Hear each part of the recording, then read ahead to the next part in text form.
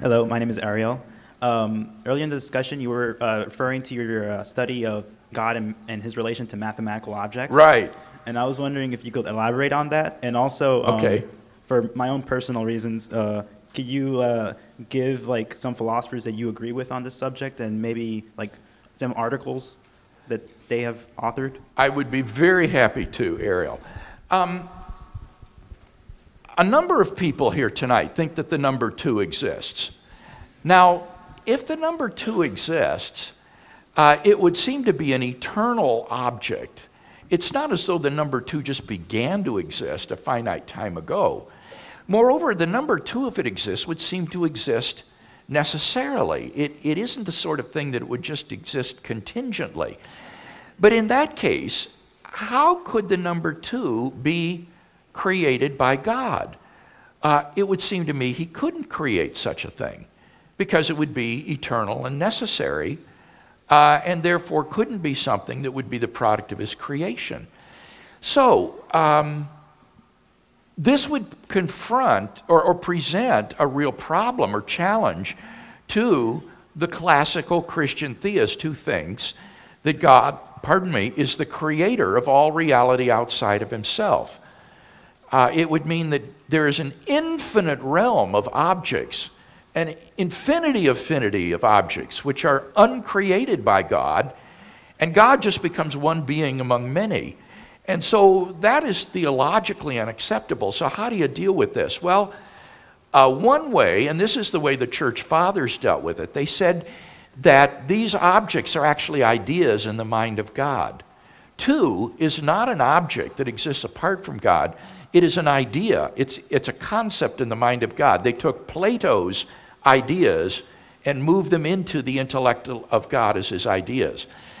Other views hold that these sorts of objects don't exist at all.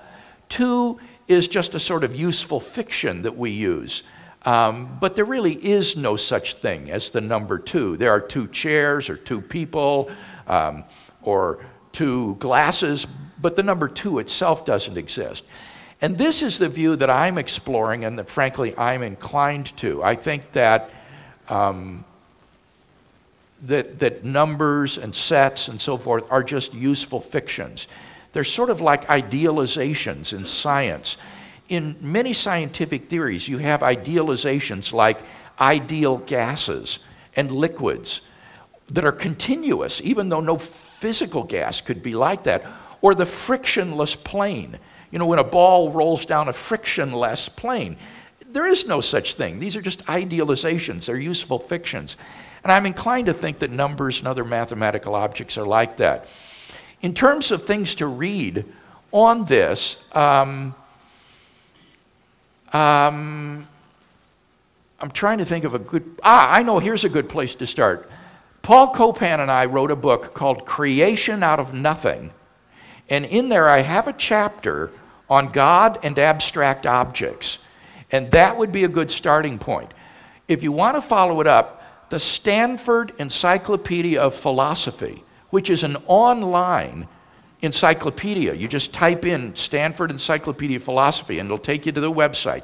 Has wonderful articles under things like Platonism in mathematics, Platonism in metaphysics, fictionalism in mathematics, some really nice articles. Because they're in this online encyclopedia, they are sort of survey articles, and then they have a bibliography at the end.